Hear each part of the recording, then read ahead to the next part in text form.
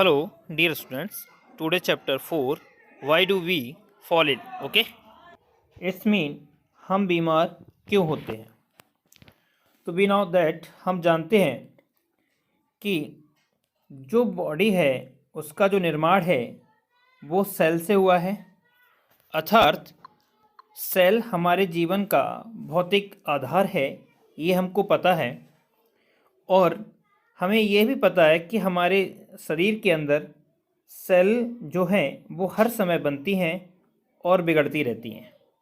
ठीक है, अर्थात हमारा जो बॉडी है वह एक अंग तंत्र से मिलकर बना हुआ है। इट्स मीन हमारी जो बॉडी है वो कई सारे अंग से मिलकर बनी हुई है और इन अंग का एक जाल है, और यह जो जाल है वो बहुत सारे अंग से मिलकर बना है। ये अंग अपना अपना एक विशेष कार्य पूर्ण करते हैं। जैसे लंग्स के द्वारा रेस्पायरेशन, इट्स मीन श्वसन की क्रिया होती है।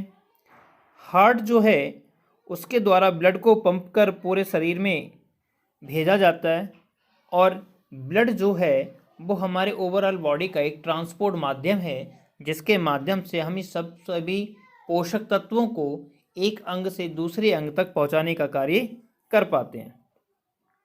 इसी दौरान जैसे किडनी है, जो हमारे गुर्दे हैं, उनका कार्य फिल्ट्रेशन का है।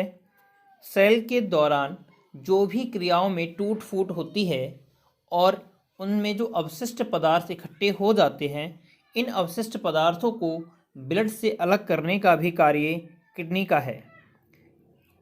ऐसे हमारे बॉडी में बहुत सारे अंग जो हैं वो सम्मिलित हैं, और ये सभी अंग मिलकर हमारे बॉडी को एक सुचारू रूप से कार्य लायक बनाते हैं। ओके, अतः हम एक स्वस्थ व्यक्ति की कल्पना कर सकते हैं। तो यह व्यक्ति कैसा होना चाहिए, ये हमारी डेफिनेशन के तौर पे हम देख सकते हैं इसको। एक स्वस्थ व्यक्ति की वह अवस्था जिसमें वह शारीरिक, मानसिक और सामाजिक क्रियाओं को पूर्ण क्षमता के द्वारा कर पाता है। तो ऐसे व्यक्ति की अवस्था को हम स्वस्थ कहा जा सकता है, या हम स्वस्थ व्यक्ति मानते हैं। स्वास्थ्य पर प्रभाव डालने वाले जो कारक हैं वो निम्न प्रकार के हो सकते हैं। जैसे जीव के आसपास का वातावरण, हमको ये देखना पड़ेगा कि जिस परिवेश में जो भी जीव रह रहा है उसके आसपास का वातावरण किस प्रकार का है, तथा वातावरणीय कारक किस प्रकार से कार्य कर रहे हैं। क्या वह उस जीव के अनुकूल हैं या प्रतिकूल हैं या अप्रतिकूल हैं। ओके, सेकेंड है भौतिक कारक। भौतिक कारक जो हैं वो जैसे सर्दी और गर्मी का, कूड़ा और करकट का होना, बहता गंदा पानी नल जैसे नालियों के द्वारा बहता है, अर्थात गंदा रुका हुआ पानी। तो इस प्रकार के कारक भी मनुष्य के स्वास्थ्य पर प्रभाव डालते हैं। थर्ड है दूषित खाने वाले पदार्थ। मान लीजिए आप किसी से खुला पदार्थ है और उसको आप खाना चाह रहे हैं, तो उसमें बहुत सारे माइक्रोब्स जो हैं वो उसके ऊपर बैठ जाएंगे और वो आपके बॉडी के अंदर चले जाएंगे, जिससे सेल की बहुत सारी क्रियाएं होती हैं वो डिस्टर्ब हो जाती हैं, और सेल डिस्टर्ब हो जाता है तो आपकी बॉडी अपने आप रोगग्रस्त हो जाएगी। नेक्स्ट है खुले में शौच करना। मान लीजिए कोई व्यक्ति है वो खुले में शौच कर रहा है, और शौच करने के बाद वो वहाँ पे ऐसा ही चला आता है, तो वहाँ पर क्या है उसका डिग्रेवल होगा, इंसेक्टिसाइड आएंगे, जैसे मक्खी आएगी, मक्खी उसके पास बैठेगी और वो मनुष्य के या इंजरी या खुले हुए घाव पर बैठ जाती है, तो वहाँ पर माइक्रोब्स रख दिए जाते हैं, तो इससे उसको काफ़ी रोगी का या रोग बढ़ जाता है। ठीक है, अर्थात कई तरीके के रोग भी हमको इस तरीके से मिल जाते हैं, जो कि ट्रांसफॉर्मेशंस अर्थात कम्युनिकेशन डिजीज़ कही जाती है, संप्रेषण रोग बोलते हैं इनके लिए। नेक्स्ट है कीट के द्वारा। कीट द्वारा सूक्ष्म बैक्टीरिया को एक स्थान से दूसरे स्थान तक पहुंचाना। ठीक है, तो आप ये बात तो पहले ही समझ चुके हैं, अभी हुआ है कि छोटे छोटे जो जीव होते हैं वो माइक्रोब्स जो हैं, हमारे बैक्टीरिया जो हैं वो कीट के पैर पर अटैच हो जाते हैं और कीट हमारी खाने योग्य पदार्थों पर बैठ जाता है, उन पदार्थों को हम खा लेते हैं, तो जिससे उनकी संख्या हमारी बॉडी में बढ़ जाती है माइक्रोब्स की, और हम रोगग्रस्त होने लगते हैं। लास्ट है समाज के प्रति सद्भाव न रखना, अर्थात कुछ व्यक्ति ऐसे होते हैं जो मानसिक तौर पर परेशान रहते हैं और इनकी यह दशा जो होती है वो मानसिक रोग में परिवर्तित हो जाती है, जिससे शरीर की बहुत सारी क्रियाएं जो हैं वो डिस्टर्ब हो जाती हैं, जिससे व्यक्ति को रोग अर्थात यूजलेस होने का अनुभव होता है कि वह किसी कार्य योग्य नहीं है। तो इस तरीके के जो रोग होते हैं वो व्यक्ति को मानसिक रोग से पीड़ित कर देते हैं। ओके, नेक्स्ट है रोग क्या है। तो रोग क्या है? रोग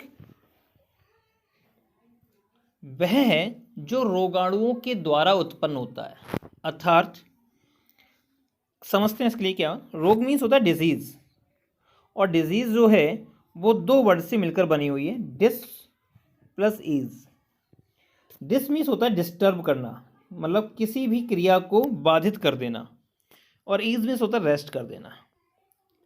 मतलब कोई भी स्वस्थ व्यक्ति है वो अपनी सारी क्रियाएं मानसिक हुई या शारीरिक हुई या सामाजिक हुई सबको पूर्ण जोर से निरंतर करता है, परंतु वह क्रियाएं डिस्टर्ब हो जाएं और उन क्रियाओं में आराम हो जाए, तो ऐसी स्थिति में जो व्यक्ति है उसको आराम मिल जाएगा, अर्थात वह रोगग्रस्त हो जाएगा। ठीक है, तो बाधित होना, ठीक है, आराम का बाधित होना ही रोग कहलाता है। ठीक है, तो हम जो डेफिनेशन है वो इस तरीके से मान सकते हैं इसकी रोग की, जो डेफिनेशन रोग की वो ऐसे हो सकती है, जब कोई व्यक्ति शारीरिक मानसिक और सामाजिक कार्यों को पूर्ण शक्ति से ना कर पाए, तब इस दशा में विकार उत्पन्न होता है और इस विकारीय दशा को ही रोगी कहा जाता है या रोग कहा जाता है। ठीक है, समझ में आया रोग? तो जो रोग है वह शारीरिक मानसिक और सामाजिक कार्यों को पूर्ण तरीके से ना करना ही रोग कहलाता है। ओके, रोग के जो कारक हैं वो क्या हो सकते हैं? निम्न प्रकार के कारक हैं जो रोग उत्पन्न करा सकते हैं, हमारी शारीरिक क्रियाओं को बिगाड़ सकते हैं, जैसे कुपोषण, हमें अच्छा भोजन प्राप्त ना होना, इस कारण भी हमको कई सारी हमारी जो शारीरिक क्रियाएं हैं वो डिस्टर्ब हो जाती हैं, जिससे हमको रोग का अनुभव होता है। आनुवांशिकी, हमको कुछ रोग जन्म से ही माता पिता के द्वारा मिलते हैं, तो ऐसे रोगों को आनुवांशिकी रोग बोला जाता है। रोगाणु द्वारा, हमको पता है बहुत सारे छोटे छोटे जीव जो होते हैं वो हमको रोग उत्पन्न करा देते हैं, जिसको हम रोगाणु बोलते हैं। एवं उचित व्यवस्था ना होना, अर्थात जिस परिवेश में हम रह रहे हैं वह परिवेश सदपूर्वक ना हो। ठीक है, तो ऐसे भी परिवेश में हमको कई सारे रोग उत्पन्न हो सकते हैं। लक्षण क्या होते हैं?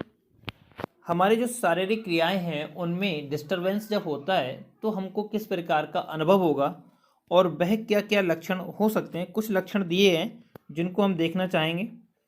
शरीर का क्रियातंत्र सुचारू रूप से कार्य न कर पाने पर, ठीक है, कुछ लक्षण दिखाई देते हैं। वो लक्षण निम्न है। तो ये जो लक्षण हैं, जैसे सिर में दर्द होना, खांसी आना, दस्त हो जाना, घाव पर पस आ जाना, रक्त आना, सांस लेने में परेशानी होना।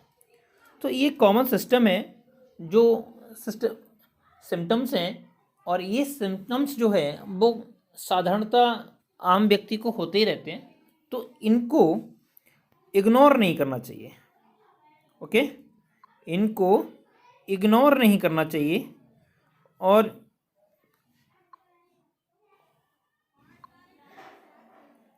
ठीक है, तो इनको ध्यान में रख के हमको क्या करना चाहिए, जो निवारण है इनका वो इस तरीके से कि हमको एक अच्छे व्यक्ति अर्थात उचित डॉक्टर की सलाह लेनी चाहिए और उस डॉक्टर के द्वारा अच्छा ट्रीटमेंट मिलना चाहिए। ठीक है, अगर हम ऐसे लक्षणों को इग्नोर कर भी देते हैं तो हमको कभी कभी गंभीर परेशानियों का सामना करना पड़ता है।